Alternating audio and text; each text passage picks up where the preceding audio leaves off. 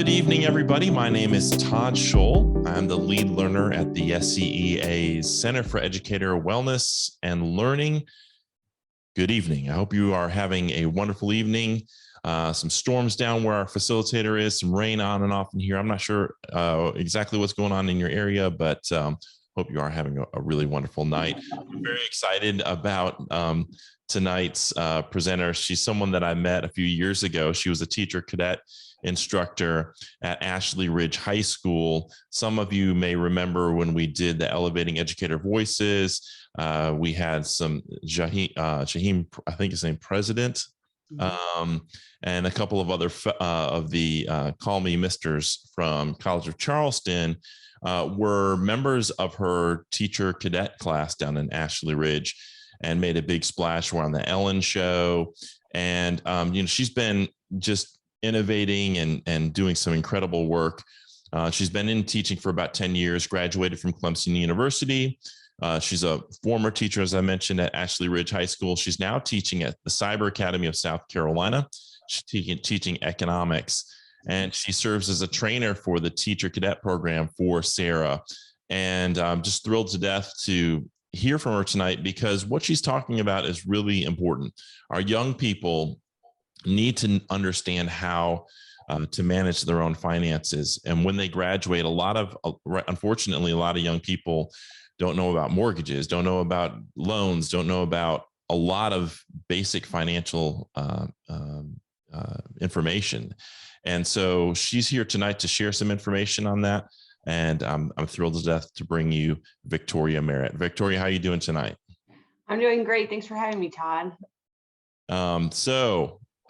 You've made the switch over to Cyber Academy. We talked before we went on. You said you're really enjoying it there. Do you want to talk a little bit about Cyber Academy? Yeah.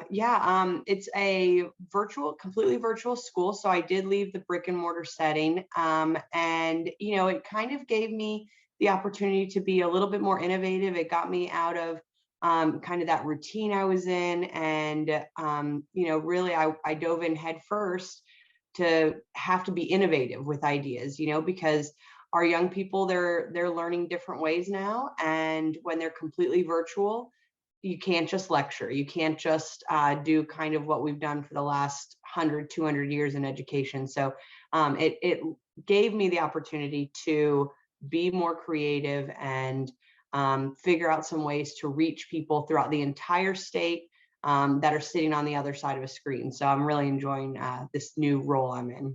Yeah, I'm sure that you are continuing to innovate. You did such a great job with your cadet program at Ashley Ridge. I'm going to go ahead and just turn the stage over to you and let you just present, and I'm going to sit back and learn with everybody else. Awesome. Well, thank you, Todd. Thank you, SCEA, for having me. I'm going to go ahead and share my screen here so we can get started. And y'all just, Todd, can you give me a thumbs up that you can see that? We're good? Yes, we're good. All right. So thank you for that wonderful introduction. My name is Victoria Merritt. Like Todd said, I'm at the Cyber Academy of South Carolina, and my contact information is listed there. So feel free to reach out to me at any point, send me an email with questions. Today we're talking about something that's really important for me, and I know it's also important for the entire state of South Carolina, and I'll talk about that more in a second. And if you can hear in the background, it is actually like monsooning outside of our home here in Charleston, South Carolina. So it's storming pretty bad. So it's not people moving furniture in my house. That is thunder right overhead. So hopefully keep your fingers crossed that we, don't lose power. So we're talking about financial literacy and preparing our students for the real world. As educators, our goal is we want our students to be as successful as possible when they leave us, at any point they leave us, whether you are a kindergarten teacher and you are hoping that, they're successful in the first grade, or you are a senior, a teacher who's teaching seniors in high school and you want them to be successful in the real world. No matter where you're at in that child's educational journey, you want them to be successful. And a lot of times our students are coming to us and they're saying, well, when am I going to use this? When am I going to use this information you're teaching me to, outside in the real world? outside of the four walls of your classroom. And so financial literacy is something that today I'm going to talk about. And yes, I might teach economics, but this is something that you can use at any point with your students at any grade level to really help inspire them and help them better understand what is going on, outside of the four walls of the classroom. Now, before we begin, I do ask that you go ahead. You can use this QR code to scan in. And so you just access the QR code there off of, you can use your phone to scan in. And basically, and the link will be provided to you. We'll make sure, Todd, when you post that video in the comments, we can use the form to just be able to get your contact information. But ultimately, guys, this is a great way for us to be able to keep in touch. As I find resources or you have questions, we can always link up later. So please make sure that you do scan in. The QR code is available there. So I know that you are attending, and that, again, we can make sure that we're working together, because the number one thing that we do well as educators, aside from educating our young people, is working together to make sure that we provide resources for each other. So obviously, our goal for our young people is to make sure they're college and career ready. And so the things that we're going to talk about today, they do cover our South Carolina state standards. They do cover those college and career ready standards. But also, if you've been following in the news, a big thing, guys, is that the state of South Carolina just became the 15th state to require personal finance as a course for high school graduates. So this is something that, guys, our high school students, it's not the same world that our students are living in now that they were 10 years ago, 20 years ago, 30 years ago. And so we really want to make sure that we are preparing them as well as possible and making sure that they understand the financial situation that many of them are walking into, whether it is exploring the student loans that they might be taking out, whether it is exploring, credit card versus debit card, what is a mortgage, all the things that they will face in their own adult lives. And some of them might be facing even as young people on their own, while they're in high school. And so this is a huge thing for the state of South Carolina. I'm very excited to see that this is something that all of our students desperately need, and it is coming to our high school graduating students. So the resources that I'm sharing today, again, there are lots of resources available. You can use this with your your elementary school students, your middle school students, your high school students, all of your students, no matter what your grade level or ability level, they are all able to benefit from teaching personal finance. I have a good friend, and they're like, well, how can I teach personal finance? I teach, an AP class. How can I utilize this? Well, my friend actually ended up realizing after the AP exam, there was still several weeks of school, and her students still had to be in the classroom. And so this is where she said, hey, you know what, we might be done curriculum wise with the AP portion of our class. And, you've taken the exam and all of that, but they were still in the classroom, and she made a great teaching opportunity out of it, helping them understand, the ins and outs of some major personal finance situations. And so, again, this is something that, we as educators, we're innovative. We are always constantly looking for how can we help our young people. And so this is a great way to do that. And we're going to explore some of those options today. So today our agenda, we're talking about why financial literacy. Why are we looking at wanting to implement this in our classroom and find different resources for that? We're going to look at some sample resources. We know that our students today, they're not just going to sit and listen to a lecture for an hour and a half. That is not productive teaching. And so we want to provide our students with the opportunity to say, okay, yes, there is readings to help, for our students who want to be able to visually see it. There are games, there are simulations, all of these different opportunities for them to be able to sample different things in personal finance that they're going to ultimately use in their future. I'm also going to talk about the SCEA Financial Literacy Master Teacher Program here in the state of South Carolina. It's a really neat opportunity. You do not just have to be an economics teacher in order to take part in it. And then last but not least, you might not even realize this, but if you just tuned in with us, there is a chance for you to earn $100 for attending this seminar today. So, we didn't put that out there for everybody, but if you are sitting here right now, stick around, because at the very end, we're going to talk about that. And that's a great way, again, for you guys to just see the awesome things that the state of South Carolina is doing for our educators and for our students. So let's start out with just a kind of a little fast facts, okay? So, when we're talking about why financial literacy, when we look at financial literacy for our students, we have to remember that these students, again, they're asking, well, why do I need this? What do I need to learn this for? And so let's see, and I know many of you might watch this later after the fact, but I want you to think about what percentage of millennials, and we're talking ages 18 to 29, are comfortable carrying cash, no cash with them at all. So we're talking either, using an e-wallet, using Venmo or PayPal. We're talking about using credit, debit, any kind of crypto, things like that. So using no cash at all. So I'll give you a second to think about that. And ultimately, again, this is helping us better understand why financial literacy as well. When we look at this, we're saying about 56%, over half of our millennials are saying, we're okay, we don't need cash. Cash is not the same thing anymore. And if you look at this infographic here, you can see that on this graph, we've got, the older our Americans get, we're seeing that the more likely they need cash, right? The less likely they are comfortable not carrying cash on them. But the younger our students get, the more likely they're like, we don't need cash. We can pay with other things. And so this is something that already on day one, when you're talking about personal finance, helping students understand, all the different means for paying for things. All right, let's take a look at another one. What percentage of Americans have less than $400 in an emergency fund? So, when we're thinking about, there's an emergency, you run over a nail and you have to replace a tire, your pet gets sick, you have to go to the hospital, right? Something where there is an emergency and you have to, you have to pay out of your emergency fund. What percentage of Americans have less than $400 able to pay for the emergency, right?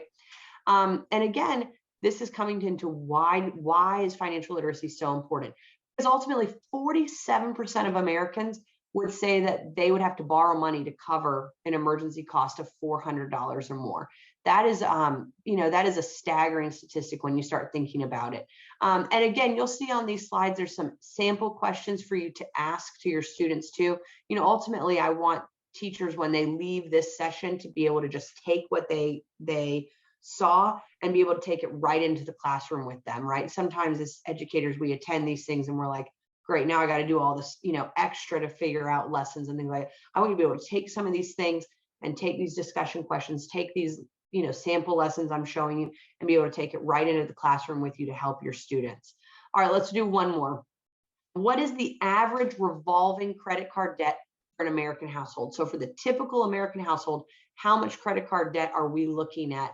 And again, this is a staggering, very, very shocking number, right? We're looking at $6,929 is the revolving credit card debt for an average US household. So when we start looking at how, how this affects our students, right? When we look at, loans of any kind, whether it's student loans or auto loans, when we look at mortgages for our students and explaining these things, a lot of times our students don't understand, well, if I just take on this loan and this loan, or I'll pay it off, I can pay it off.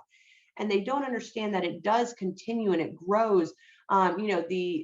Just something as simple as explaining interest, right? It might be simple for somebody who grew up having these conversations, but for many of our students, they have not grown up having these conversations in their own households, or their parents might not know either. And so it's so important for us to make sure we're explaining, the significance behind, all the different ins and outs of financial literacy, because again, it's going to greatly affect them. So again, we're looking at, the basic skills that people need to manage their money, right, and make financial decisions. Within my own classroom with economics, we obviously we're focusing on microeconomics, we're focusing on macroeconomics, but there's a big piece in our financial literacy that we cover. This is actually my students, they laugh, but I called it the game of life. And so every Friday, on Finance Friday, we focus on making our way around this little makeshift board game that I created. And again, if you reach out to me, I have no problem at all sharing these resources with you. Everything is hyperlinked. So on the board game, my virtual students can click on each section and we kind of make our way through, and it doesn't even have to necessarily be completely about money. I mean, we talk about writing a resume and making sure that they understand how to, to write a check, how to go through an interview process, reading their pay stub, what is the stock market, all of these different things that we can utilize, and help our students better understand and grow outside of the classroom, And so again, if any of these resources or any of these things are something that you are interested in, I'll have my email up again. Please reach out. I have no problem sharing the game of life with you. You can insert your own Bitmojis, and make it your own as well. So here are just a couple of examples, some opportunities for you to take into your classroom with you. Again, my goal for you is that you can just look at these things and go, this is awesome. I want to use this, this, and this. And then again, it could be a bell ringer for your students, that if you say, well, how can I utilize this in my English class? Well, you can use it as a bell ringer and use it for, vocabulary terms. How can I utilize in my math class, working on budgeting, right? All of these different things that you can take what you're learning in your classes and implement personal finance, and kind of stick little things in here and there to help your students better understand. So we're going to explore some readings, some games and activities for your students. And so here's a lot of information. I know there's a lot of links here, but again, reading is such a huge thing. A lot of our young people, the most they're reading is going to be in the form of social media. And so to get them to sit down and read articles, I know is a huge push for my students. And so you've got a lot of links here, anything from choosing how to choose a college. Maybe some of our young people might need some guidance on that, right? Or also, kind of investing in what are the options outside of high school. Not just, our students don't have to pick just that four-year college path. There are a lot of options out there and helping them explore those things, right? Helping them understand, the Federal Reserve, right? We also, here's some more on education, income, wealth, unemployment, all the different things that go into, kind of that financial literacy piece. If you're looking for some articles, there's some great articles listed here for you guys to utilize. There's also, if you've never explored SCEA Economics, SCEA Economics has incredible resources right at your fingertips that your students can use, especially if you are in a brick and mortar setting, you have one-to-one computers. There are a lot of educational resources, but there's a lot of games. And for those of you guys who might be like, wow, games in the classroom, y'all, our students love the games, okay? You can teach it to them, and then they're taking that opportunity to play a simulation in a game where they're gonna get to see something play out, and just like it might in real life. And so I'll show you some examples of that as well. And then, so this is one of the games, for example, it's called Time for Payback. And basically you go in and you try to see, is getting a college education worth it? Is depending on what you major in, depending on the loans that you accrue, things like that. And then also how expensive life gets. I don't know if you've been to the grocery store lately or put gas in your car, but life is only continuing to get more expensive. I know I see a lot of comments from people, and a lot of people, they're very in the dark about economics. They're very in the dark about financial literacy. And so this is an opportunity for people to learn so they can better understand how to handle the economy and the state that we're in at the moment. All right. Next Gen Personal Finance also is incredible. If you go and you explore, you can see the link up there. Next Gen Personal Finance is a great tool for you to use. You can use it in face-to-face instruction or virtual instruction. It has a series that you can go through. And so you can say, okay, well, I'm teaching a semester course, and it will give you resources for that semester. I'm teaching a year course. It'll give you resources for that year. And so ultimately, like, it's got a lot of great, it's got some great curriculum, but it's also got some PD for teachers as well. So if you yourself are listening to this right now and you're like, this all sounds great. I want to do it. I want to do this with my students, but I need to brush up a little bit. Well, guess what, guys? This is a great resource even for yourself to be able to use and brush up on. All right. This is actually a really fun game. It's called the Uber game. And actually it gives you a simulation. It gives you the opportunity to be the Uber driver and figure out if it's worth your time based on gas, based on how many rides you give, how much money you make. So a good simulation for, was this a worthwhile job? And again, for your students to be able to see, how much you really do need to make in order to survive in the world we're living in today. All right, so again, this is just a really fun, neat game, the Uber game. Edpuzzle, if you've never used Edpuzzle, y'all, Edpuzzle is incredible because you basically can give a video and then you can create questions for your students as they're watching the video. They have the opportunity to check for comprehension. And so I highly suggest you check out Edpuzzle, but this is another great way to utilize videos you might have found and make sure that they're better understanding the information. And then last but not least, exploring these simulations and real life experiences, creating a budget. This is something that, even people in my own life, right? They struggle with the concept of having a budget and sticking to it, right?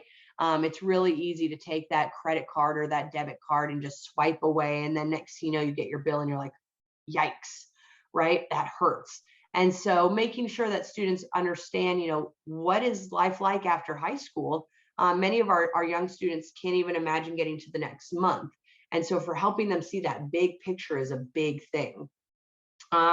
This also is a link here. Again, reach out to me. I can send you all this information, but this is a great opportunity for them to practice making a budget.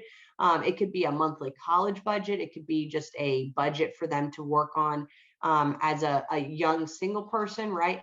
A family of 4, whatever the case may be, to give them an opportunity to do some practice on making a budget. Last but not least, I did want to touch on a couple of things. SC Economics, I already talked about them. They have great resources. They actually offer a lot of contests and competitions throughout the school year for you to take a look at. Again, you don't have to just be an economics teacher to utilize this in your own classroom. But they have some of these contests and competitions. If you are a competitive teacher and you want to get your students involved, you get to compete with people throughout the state, which is pretty awesome. They have the stock market game, and you can play either like based on semester, so the fall semester, the spring semester, or you can make it year long, and they'll work together on teams to see if they can help their portfolios grow. Lots of different things. The personal finance challenge actually is pretty neat. They have a fall version and a spring version, and just kind of seeing, as life takes twists and turns, how do you hang on, right, and make these decisions.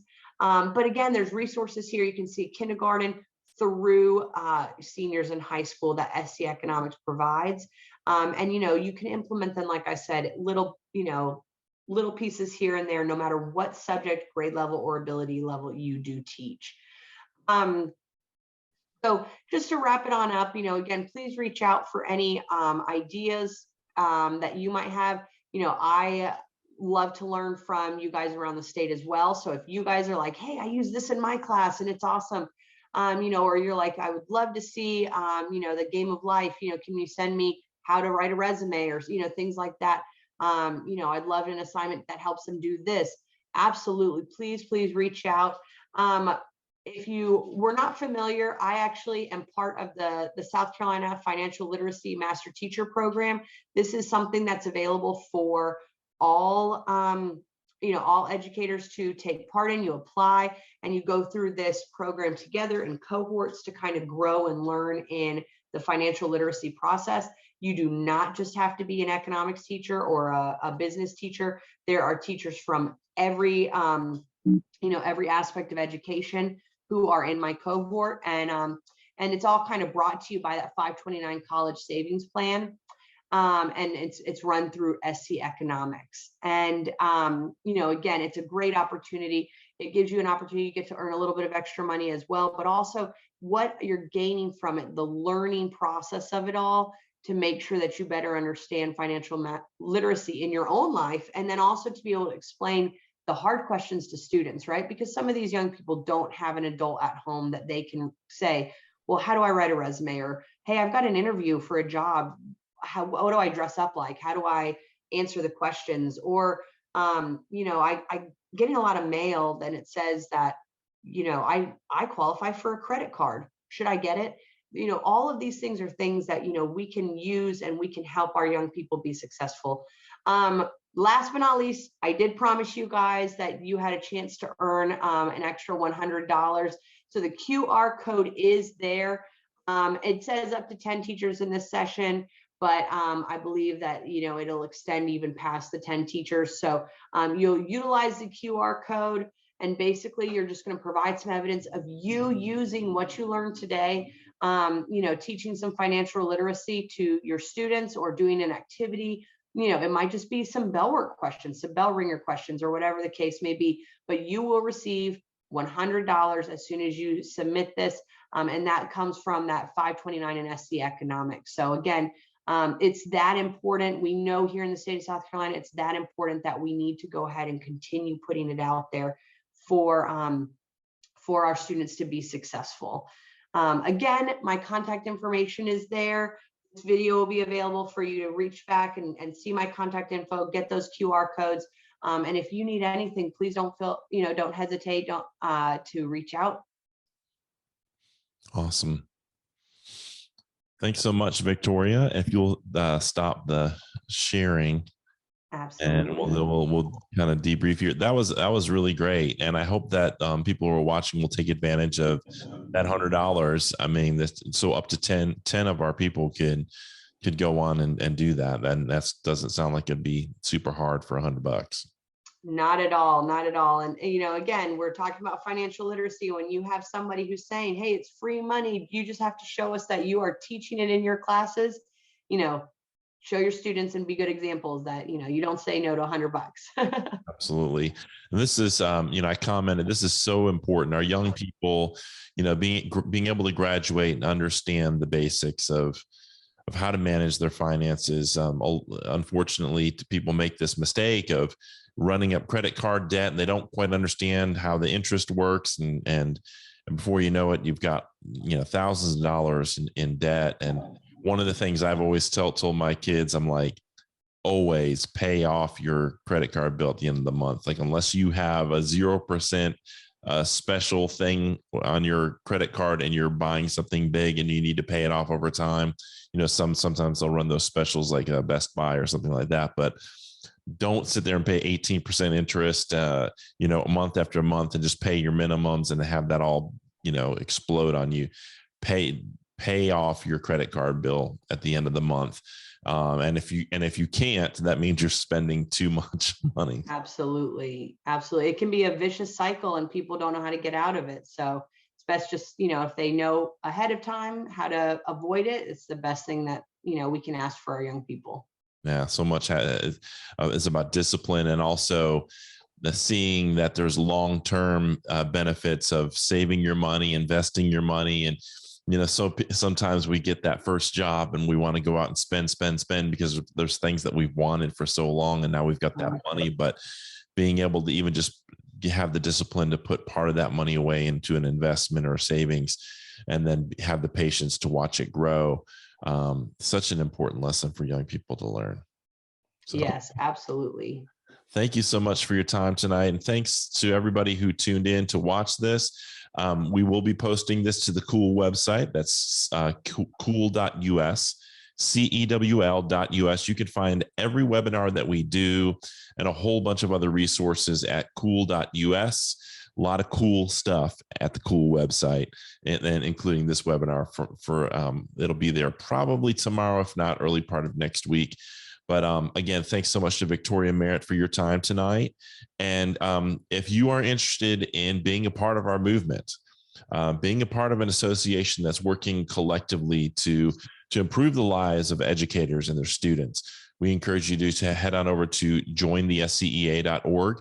And if you're not ready to do that yet, and you just want to learn more about the SCEA, I also put in a link for you to click, and you just fill out some information, and we'll follow up with you and answer all of your questions and talk to you about any questions you have about benefits, the SCEA benefits, NEA benefits. There's just so many, it's hard to go over them all, but there's insurance benefits, travel benefits, auto benefits. I mean, we're talking about finances. I mean, there's so many financial benefits. I mean, of being a member of the largest labor union in the United States. So I hope that people will check that out and do their investigation. And if you join now, you have no dues until September. So we hope that folks will join our movement. It's so much more than the benefits, though. It's really about building collective people power so that we can move the needle in the right direction statewide and across the country. So thanks for tuning in. Again, thanks so much, Victoria.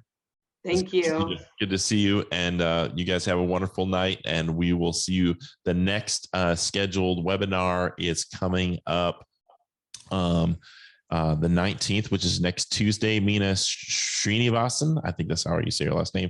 It's going to be talking about social emotional learning. That's going to take place at 4 o'clock. So from 4 to 5:30. Make sure you tune in next Tuesday. I hope that you'll join us for that. And the next Thursday, we have Shauna Rose is going to be talking about online reading assessment success. So I hope that you'll join us for that one on the 21st at 7 o'clock. Again, have a great night, and thanks again to Victoria.